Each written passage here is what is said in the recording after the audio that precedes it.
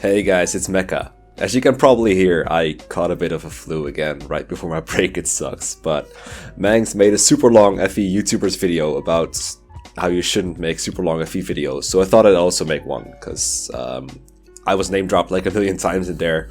Mekkah said she? Mekkah has talked, I sent it to Mekkah. And I thought it'd be good to make like some kind of response. I'm not gonna like defend myself from criticism, not at all, no. This is just my take on it. A little bit of added thoughts, and of course there is one YouTuber missing from his giant list, so we're also going to talk about that one, and it's not the Sacred Spear. So if you want to hear my thoughts on other YouTubers, this is not the right video for you. I did make a sub-feed show-off video where I show off every channel that I was subscribed to at that point, and I talk about what they are. This is not just Fire Emblem, this is just stuff I enjoy. But I just want to respond to Mangs' the nice things he said and the criticism that's said, like both to me and to FE YouTubers in general, and just add my thoughts on it. So I'll start with my perspective on YouTube. It's a little bit weird. I make a lot of YouTube content, but I don't consume a whole lot of YouTube content. It's at least not Fire Emblem content. I generally do not watch Let's Plays. I just don't like watching people play Fire Emblem or Pokemon, or, well, I like watching more action-intensive games sometimes, but generally I'm not too familiar with them, so I don't really watch like turn-based playthroughs very much. It's just not something I really enjoy, watching people mull over every decision. That's not because that kind of content is bad or anything. I mean, I like making it and people like watching it, but it's just not what I like to watch. But if it doesn't have like super exciting commentary, I'm generally going to get bored real quick, and I want to start doing other things. Some people watch it as like background noise. They just put it on and they're doing other stuff. That also doesn't work for me, because if I'm working on something, it's either something I want to really concentrate on, or it's like video editing where I want to be able to listen to clips constantly, and then having background footage is also really distracting, especially if, you know, I'm editing like a Mekkah Mangs LP and in the background is a Mangs LP. That just doesn't work for me. It's just way too confusing. So the content I make is very different from the content I watch.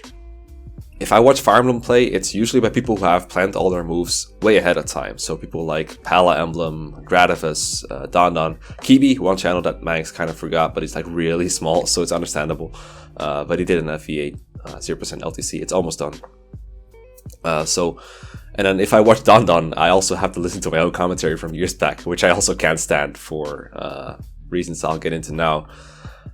I spent a lot of time doing that commentary. I spend a lot of time redoing that commentary, because sometimes it's just not, you know, it's not good enough. You know, you gotta have a pretty good take for it to be final. Donna and I agreed on that. I also don't like the way my voice sounded back then. I don't like the way my mic made my voice sound back then. It was really annoying. It's just, I've gotten used to hearing my own voice talk, but when I'm hearing the way my commentary turned out, I just get annoyed by all the uhs or the mistakes in my English or whatever. That might sound like petty, that might sound like I'm being way too perfectionist about myself, but these are the things I notice, because all the content in what I say, I'm already familiar with that. I already know that, so I'm just comparing it in my head to the way I had it in there, the perfect way I had to phrase it in my head. That was it. That's what I wanted to say, and it came out differently, and that just kind of annoys me, because I already know what I'm gonna say, so people who hear it for the first time are probably like, yeah, that was fine, I understood it. But for me, it's a little bit different. But it doesn't matter, because I don't have to consume my own content, you know, only when I'm editing it. I have to hear it like a couple times, but that's fine. In the end, the things I make, they're not for me. They're for my audience, my subscriber base, you guys. So it's alright if I don't enjoy watching my own content, as long as you enjoy watching it. I enjoy making it. So that's a bit of my perspective, I guess, on YouTube and how I consume YouTube. It's probably a bit different from most people's, but then again, not really. I do spend some time binge watching stuff. Anyway, let me talk about making YouTube videos.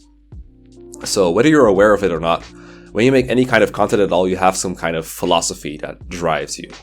Some kind of like, you might not realize what it is when you're first started, but once you're able to formulate it, you can focus on what you like and what you're best at. So for example, Mangs' philosophy is like, okay, I gotta have crisp quality, I gotta have humorous commentary.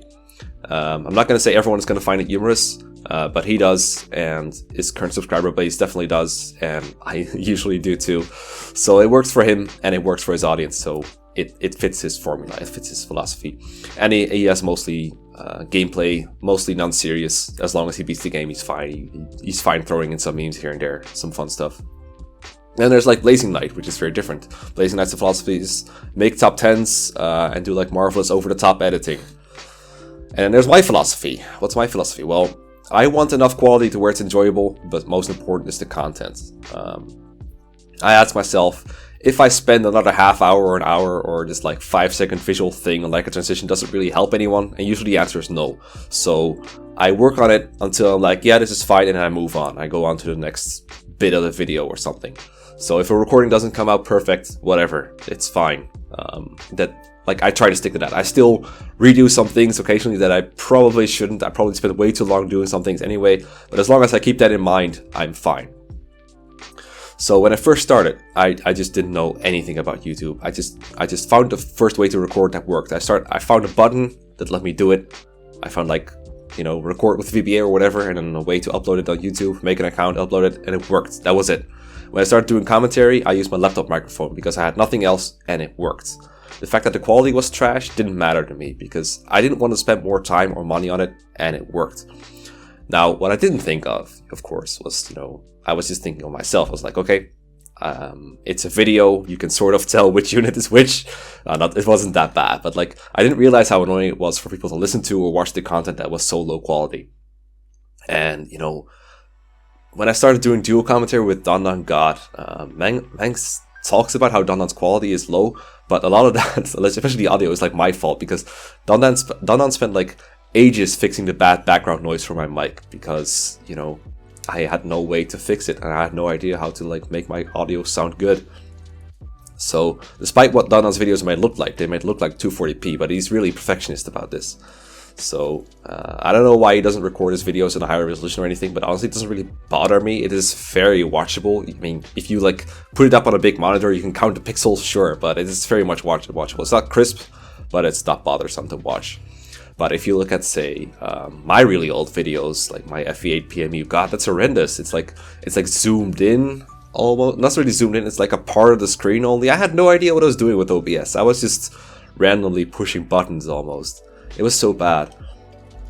But then at some point I was taught these things. Erisa is really the person you have to thank for all this. He really taught me a lot about how OBS works and how resolutions works and all that kind of stuff. And it got better quite quickly. It still took some time before I, learned all my lessons, but it got somewhere. And then once I started working with Mangs, I also learned quite a couple of things from him about how to make stuff more quality. I also bought a $25 desk mic. Some people ask me what my mic is sometimes. It's like a $25 desk mic. It's like a GXT 210 apparently is what it says. And I've had to replace it once ever, and that was because I wasn't careful with it. So it's a good mic, and I just push it into my headphones and it just acts like a headset even though it really isn't. And even Mangs, who is like, he's got this really expensive mic on his thing, and he's like, wow, I'm really impressed with your mic quality. I'm like, okay, thanks. I just bought it on a gamble. I had no idea what it was. Okay, so my philosophy now on YouTube hasn't really changed much. I still want to have like an optimal ratio of like time spent and quality and content produced, but since I know so much more, it takes me less time to put out stuff that is of better quality. And all these people that I mentioned, like Don, Erisa, Mangs, they were all crucial in teaching me stuff like that. And I've also learned that the things you spend the most time on are not necessarily the things that will have the best reception. YouTube is weird sometimes. I spent ages writing, recording, and editing pitfalls and waifu, and they get to like 10,000 to 30,000 or whatever, or 30,000, depending on how long they've been around. And the ability video was a really quick video that I made. I spent like no time on it. It has 100k. The video about promotion choices in FE8, I recorded in like 1 or 2 takes. It got 150k because no one else has a video like that. The algorithm picked it up sometimes, and that's how it happens. Anyway, just to make it clear, this is not me hand-waving or defending my bad start on YouTube because my early content really was shit. It's just how it is. Just a bit of background info. So now it's a little bit better, and I'm really happy to hear all the kind words that Mangs has put out for me, as well as all the positive comments from you guys. So, as I said, there is one more person we gotta talk about from Mangs' list, who we couldn't put on there for obvious reasons. And that person is, of course, Mangs. Now, Mangs is currently sitting at 56,000 subscribers, roughly. And if you look at his channel, he has a mix of mostly Let's Plays, some shit posts, and some scripted content. And sometimes the shit posts overlap with the other posts. Now, when he started out, from what I can tell and from what I know, and from what Mr. Antonin told me, he knew a little more than I did, and his content was like watchable, but it still wasn't very good. Hello, and welcome to Let's Play Fire Emblem. My name is Mangs, and I'm going to be playing Fire Emblem 6, also known as Fire Emblem the Sealed Sword. He wasn't very good at Fire Emblem, the quality wasn't that great. But over the years, he's clearly upped it. He's bought good equipment and editing software. He knows what he's doing with both. And before you know it, he has his own huge Discord server, Facebook group, just very successful channel. It just exploded. I think he built it up over quite some time, but still, it's at 56k. That's not nothing. And he also has like a ton of people behind him, contributors helping him out to patch up things he can't do, like creating visuals, complex visuals that he can't just make himself. He's got someone for that. He's got a team of people proofreading, for example, spotlights. And he's got some other things he outsources as well, which is smart because you can't always do everything on your own. And if you have people willing to help you, that's great. And breaking character for a moment here, Mangs didn't just learn a lot about making videos, but he also learned a lot about Fire Emblem. Like, sometimes when we're recording for his channel these days, chapters go by where I can only really nitpick his moves, like say really obnoxious things, like should have you moved this unit like 1 square up and it would have been a little bit better. Whereas, you know, when we first played FE7, I was like, my god, all these moves are terrible, everything you do is bad. And nowadays, sometimes a chapter goes by where I just have nothing to say, so we just ramble instead about whatever the hell comes up. About gambling in high school or whatever, because really there's very little to say. Sometimes Mangs actually makes good moves in Fire Emblem. Sometimes he still does shit, but like, his fundamentals have gotten much better. He still makes dumb moves, but they are less mistakes and more like, I just really want to use Heather for the memes or because I find her hot or whatever. And the mistakes he does make are often just because he's multitasking, the 30% of the brain syndrome, which by the way is very real. If you've watched my stream, you know I make moves just as bad, if not worse. And his character has also developed, you know, for lack of better way to put it. I think I said before in Reddit posts or in videos or otherwise, but definitely in public, that the old character Mangs wasn't really setting a good example for most of his younger viewer base. You know, he was pretty immature, edgy, trying too hard to be politically incorrect, and like he said in his video, ever since we've been cooperating, this has gotten, in my view, a lot better. Now, maybe some of you prefer like old edgy Mangs or whatever, but personally, I like the nowadays Mangs. That's like, you know, just chill. There's like high energy still, but it's no longer.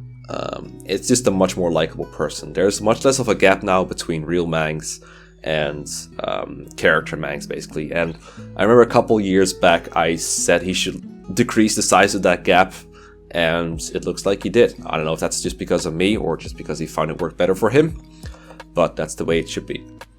Because in the early days, our talks, before and after recording, they'd be like, okay, before recording, we'd be like, okay, ready, let's go. And then we record. And then it lasted until like 11 or 12 p.m. And then he's like, okay, it's late, I gotta sleep, good night. And that was it. That was all we talked about, ever. And nowadays, we have to press ourselves to start recording, because usually we're just talking shit for days before we record and after we record.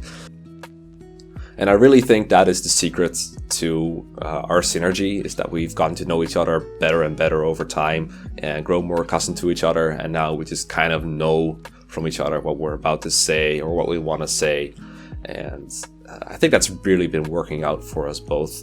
I would not go as far as to say we're the best Fire Emblem content on YouTube, but that's honestly because that sounds a little arrogant to me. But I can definitely understand why he said it. And for what it's worth, I do think it works pretty well.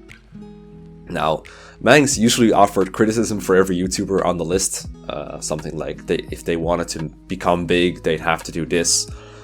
I'm not really his target audience, and I'm less successful than he is, so it's really hard to give pointers to Mangs. I feel like I've already given the ones I want to give in the past, and he's been doing a really good job of doing them, regardless of whether that was entirely my thing or not. Clearly what he's been doing, it has been working for him, and he knows perfectly well to ask and take advice when needed, when there is something that he doesn't have the expertise for. And like, I could tell him to spend less time perfectioning things, for example. That's something that I feel like I've gotten better at, or that I like do instinctively because I'm lazy. Mangs told me before that when he makes like character spotlights, he spends like ages just doing like a 5-second transition, and I'm like, come on, who's gonna who's going to be watching the video more often because you like perfectionize this one tiny thing. But Mangs knows his time management better than I do, so it's not really my place to tell him to spend less time on like a 5-second transition or whatever. Like, he knows how he's doing it and he's doing fine. So instead I'll just say, keep doing what you're doing. It works out great. You obviously have huge growth on your channel, and bases, YouTube, everyone starts at like 0 bases, so everyone's got to have good growth in the subscriber base, and he's clearly managed to do it. So in closing, I'll just say this. Thank you, Mangs, for giving me a bunch of exposure on your channel. Being on your FE7 Let's Play and all your consecutive Let's Plays is definitely a big help in keeping me relevant and getting my voice out there. And it has definitely dragged a lot of people from your channel to mine, which has been great for me. Thanks for coming onto my channel as well for FE2 Negative Growth and now for FE6 Reverse Recruitment. I hope we'll be doing many more fun Let's Plays in the future of like FE16, hopefully in 2019 and many beyond that, because clearly it is working. I enjoy it as much as you do, and probably as much as your subscribers do and my subscribers do. And thank you for the help on the community at large. I hope we'll be seeing many more content creators. Just like Mangs said, it's not really about competition. Sometimes people are like, Mekkah surpassed Mangs when, but honestly, I don't really care. I feel like Mangs is less of a competitor and more of a colleague, because people that come to his channel are also likely to come to mine. So we give each other exposure. So it's not really a matter of, you know, stealing customers from each other. Customers are more likely to visit it both. And in that way, I think it's important that the FE community sticks together from here on out through 2019 and beyond that. Alright, I think we're going to close it off before we get into the 20-30 minute region where Mangs says our video gets too long and people won't watch it. So thank you for watching / listening. Have a good day, have a good night, have a good rest of December, have a good 2019 if applicable. Thank you very much, and bye bye.